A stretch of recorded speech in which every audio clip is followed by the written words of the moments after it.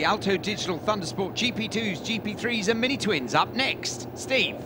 So the final race of the day then here for Thundersport GB, the Alto Digital Thundersport GP2. Connor Tagg is on pole position, looking pretty confident in the wet. Second, Liam Shelcott, can he get himself on the podium? Josh Daly's here, Ian Popplewell, look out for Rothwell and Palfreman also. Robin, back over to you for the final one. It's very wet here. Thanks very much, Steve. Yes, it is very wet down there, isn't it? And one or two of the competitors, in fact more than that, fallen by the wayside. And so a slimish grid for the Alto Digital GP2s, GP3s and Mini Twins, but all the guys up the top end of the championships that are still riding are still there, and 100 Connor Tagg just makes the break, leans over. Another good start though, Steve, from Adam Palfreman, been really on it all weekend.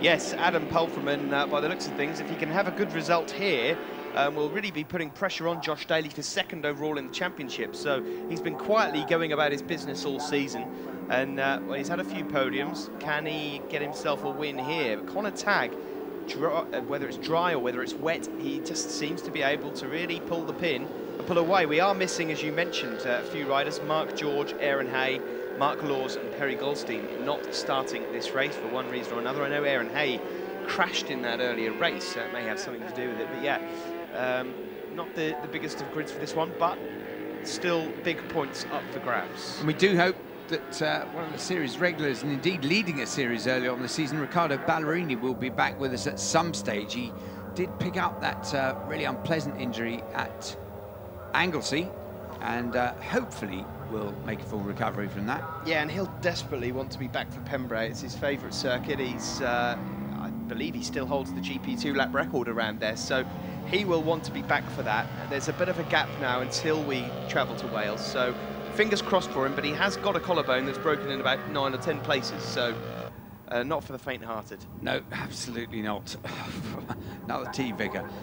Here they come then, back towards us. Adam Palfreman really pressurising Connor Tagg for the lead, and there we see Liam Shelcott just ahead of Josh Daly. Liam Shelcott, of course, like his brother Matthew, travelling an awful long way for the racing, comes from Oban on the west coast of Scotland, the Tralee holiday resort, I think, up there.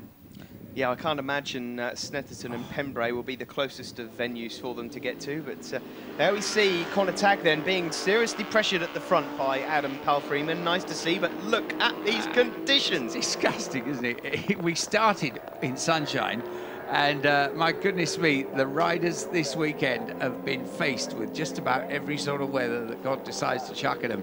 But, well, they're all staying on board, and Connor Tagg leads there. Josh Daly just nips up the inside through Agostini's of Adam Palfreman. Right on the white line as well. You do not want to be going on that slippery paint line. Well, the thing is, I think Connor Tagg is going to try and get away now. You can see on the bridge there above us, there's a mass exodus, and who can blame them, of people on this final race. But Josh Daly smells a win. And, oh, these are the worst conditions we've definitely seen of the day, and even wet tyres struggle to cope in this. Oh, absolutely. And one of the problems is, of course, Steve, once the track gets fully wet, it becomes absolutely glass-like, and the white lines can go underwater, and we know what happens. Oh, and Josh Daly going around the outside at Corums. That's big and brave. Really big and brave, and he's managed to get up in the lead. Sorry to interrupt you there. In these conditions, that's really fantastic stuff. I tell you what, there you see he's almost on the curbs. This is where it does become dangerous, when the water covers those white lines and gets on the curbs, and the riders don't really know where they are. One touch of that, and whoops, and over you go. But great effort from young Josh. Well, we could actually, strangely enough, have one of the best races on our hands of the day so far. We've not seen too many scraps at the front for the lead. But these two, in the most horrific of conditions, doing a great job. There's Curtis Rothwell ahead of Sam Nicholson and Ian Popplewell, the 1, 2, 3 in the Mini Twins at the moment. That's a good effort from Sam. He's he's picked up quite a few trophies in the Mini Twins, but I don't think he's had that many times when he's been racing up in second place. But it's a good little battle for them, as through the soggy lenses, cameramen doing their level best. But this really is awful, this weather. Josh Daly still just clinging on ahead of Connor Tagg, but they're on to Corums. He knows that Connor's there now, so he's going to probably push a little harder, and they make their way around Corums. The weather can't really make up his mind. Oh, and it's a front end washout there, Corum curve. And well, there he goes. Luckily he's you don't want to get up before you need to, and there's no point going back and picking that bike up, Josh. You're not allowed to get back on that and race again. But yeah, typical scenario in the wets, and at Corum especially, with too much speed into there, you are going to lose the front end, and unfortunately for Josh, that's game over. And that was adrenaline rush too, going back and trying to pick that bike up, but as you say, it's to no avail and to no purpose. You part company with the bike, and that's it, your race is run. There we see Poppy, number 17, Ian Popperwell, just coming out of Murray's and chasing towards the line once again.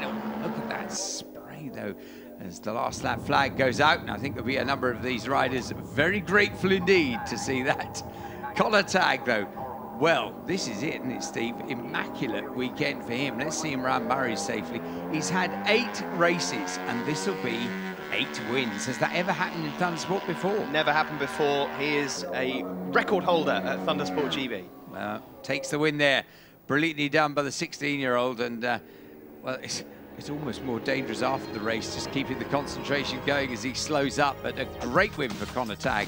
Adam Polferman was 2nd, Ian Popwell 3rd, Sam Nicholson 4th, Curtis Rothwell 5th, James Robinson was 6th.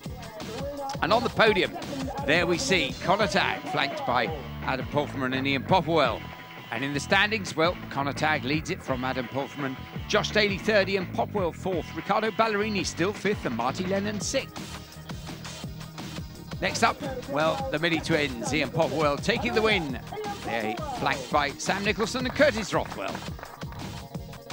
Mini twin standings, Ian Popwell leads from Sam Nicholson, Wayne Bridges, Dave Polferman, Nathan Hutchinson and Lee Hutchinson. And GP3, good to see James Robinson up there as the GP3 winner. In the standings, Aaron Hay still leads from James Robinson, Ian Rayburn from Scott Dukes and Dave Hampton and Greg Greenwood.